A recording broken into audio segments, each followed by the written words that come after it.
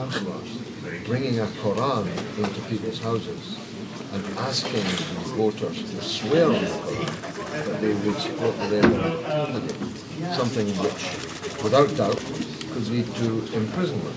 So it's not really true that they withdrew their candidate, but Alzheimer's, of course, it was exceptional circumstances. But we got 10,000 votes more than them. And Labour didn't even come remotely second.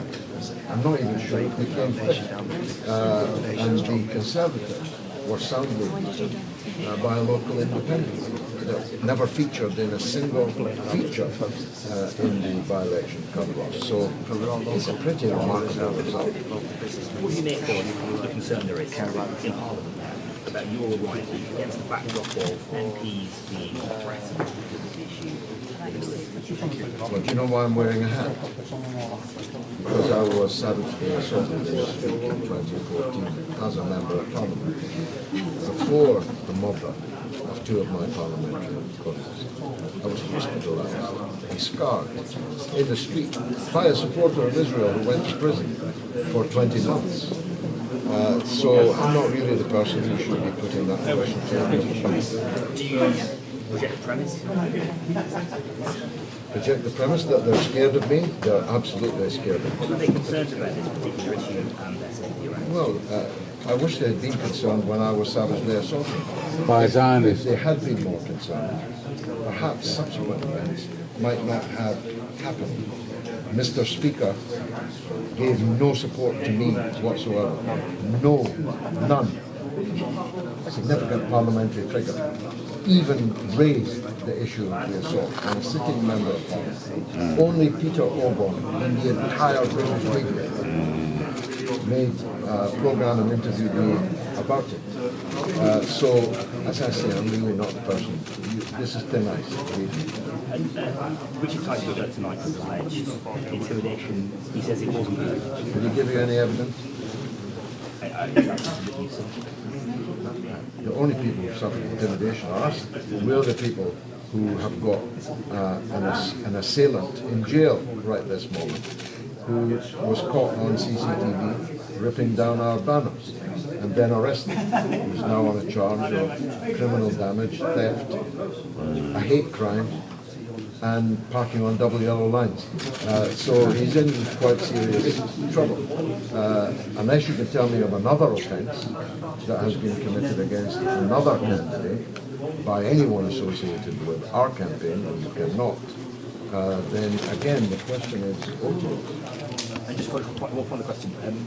There'll be people waking up in Rochdale this morning, you as their member of Parliament, and feeling as though local issues in Rochdale have been ignored for this, that this is a... You say that, I've just been elected. Or then they feel that this has been I've just been about elected. a conflict in the Middle East. I've just been elected. They've spoken. The people of Rochdale have spoken. Give them a chance.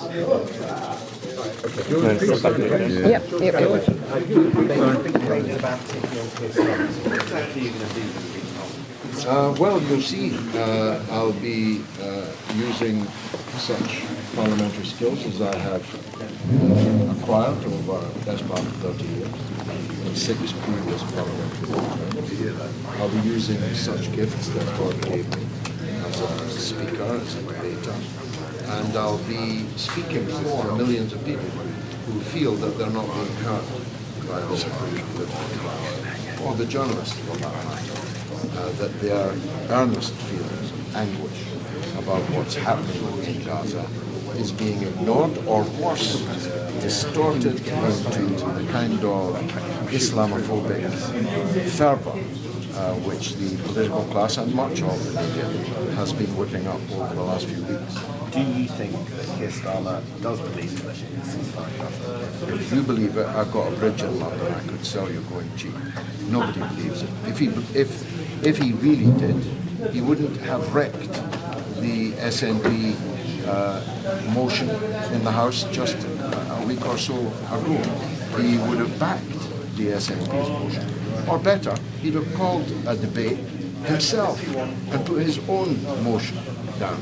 He didn't do any of those things. He preferred to force the Speaker into a monstrous manipulation of parliamentary conventions and cause the scenes that you all saw in the House of Commons. No, he's a phony.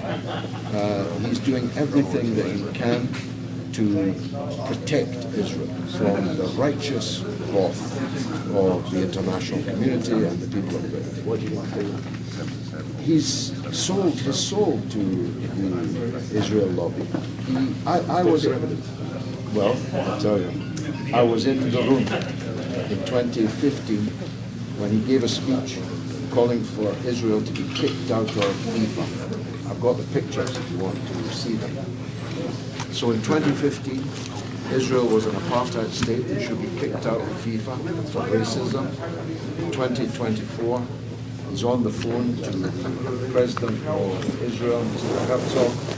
He is unequivocally, I think the word he used was, without qualification, a supporter of Israel. We will always stand by Israel, he said. It's a big thing.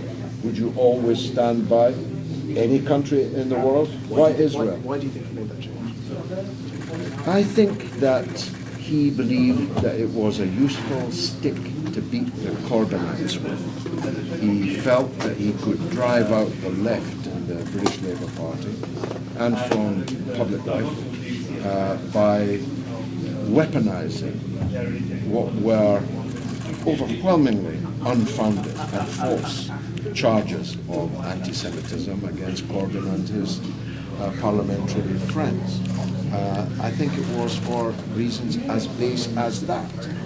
I don't know if he was telling the truth in 2015 or if he's telling the truth now, or rather whether he was lying in 2015 and whether he's lying now. So you're going to go back to Parliament, stand shoulder to shoulder with Jeremy Corbyn and take on Keir Starmer. What's your goal here? You crush the two main parties tonight. You try to crush the Labour Party. I'd love to crush the Labour Party. I see it as my mission in life. I don't know if Times Radio, your Sky, sorry. I don't know if Sky will allow me to quote Malcolm X, but the difference between the wolf and the fox is this. The wolf is quite clear about its intentions, and as it comes towards you, you know what it's going to do. The fox, on the other hand, looks like it's smiling, looks like it's friendly. That's the difference between the Conservative Party and the Labour Party. And so my ire against the Labour Party is for precisely that reason. The Tories don't pretend to be friends of the people. The Labour Party does. When you walk into Parliament, you know what's going to happen. They're going to accuse you of anti-Semitism. They're going to say that you are somebody who encourages hate. What do you do with that? Well, it's what I'll be saying to them that I'll be concerned about. I'm one of the few people in the country, I suppose, that has a certificate of the falsity of that charge. In that twice in the High Court in London, I have won libel cases against people who accuse me of being an anti-Semite. And there may be another one. Your colleague, Rachel Johnson, well, she was on your station. Probably won't be able to get you in. And Rachel Johnson for precisely that kind of totally false, baseless, egregious, and vicious accusation. People take different positions on key subjects. A lot of people think that the phrase "from the river to the sea" is racist and anti-Semitic. Are there really a lot of people? I appreciate there are a lot of people in the media bubble, in the political class, who at least pretend to. But what is objectionable about people being free between a river and a sea? Jewish people think it's intimidatory, and they think it's not the Jewish people, not the Jewish people on the demonstrations for Gaza chanting it. Some Jewish people say that they find it these things, but is that something worth respecting? no, because the Palestinians have a right to be free, and they have a right to be free between the river and the sea. Now, if you're really asking me what should be the final state of affairs in Israel-Palestine, well, my position is quite well known. I think there should be one democratic and secular state between the river and the sea. And if I was doing their marketing, I'd call it the Holy Land. So you don't want Israel to exist? No state has a right to exist. Not the Soviet Union, not Czechoslovakia, not the Zionist apartheid state of Israel.